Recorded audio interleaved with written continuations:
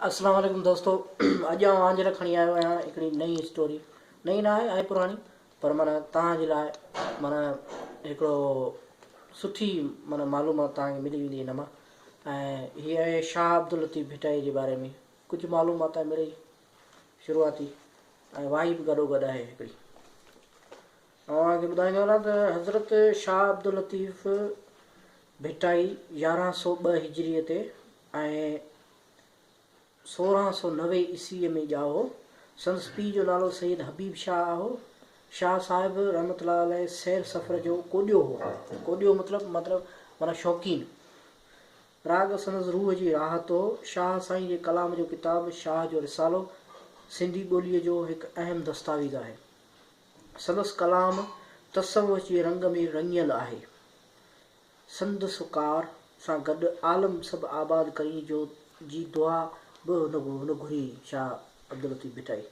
संदसि कलाम सही माना में आफ़ाक़ी मञा वञनि था। हिन वक़्तु शाह साईं 14 सफ़र 1165 ईस्वीअ ते वफ़ात कयो। ऐं हर साल इन ई तारीख़ ते भिटशाह में मेलो लॻंदो आहे, जंहिंमें लखे पंधेड़ा ईंदा आहिनि भिटशाह में। ऐं इन सां गॾु तव्हांखे आउं शाह जी हिकिड़ी वाही आहे उहा ॿुधाए थो छॾियां।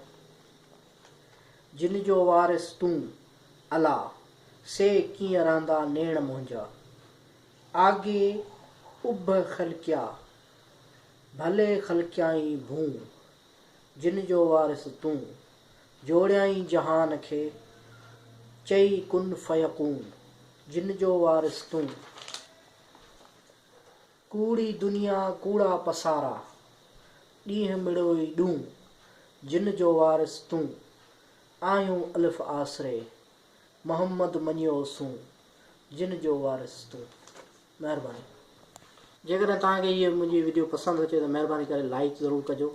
ऐं उन सां गॾोगॾु पासे में हिकिड़ो ॻाढ़ो निशान आहे सब्सक्राइब जो, उन खे बि दॿाइजो। ऐं उन जे पासे में घंटीअ जो निशान आहे, उहो घंटीअ जो निशान दॿाईंदा त मुंहिंजी जेके नयूं नयूं वीडियोज़ आहिनि उहे तव्हां ताईं ईंदियूं रहंदियूं। उमेदु त तव्हांखे इहा वीडियो मुंहिंजी पसंदि आई वञे।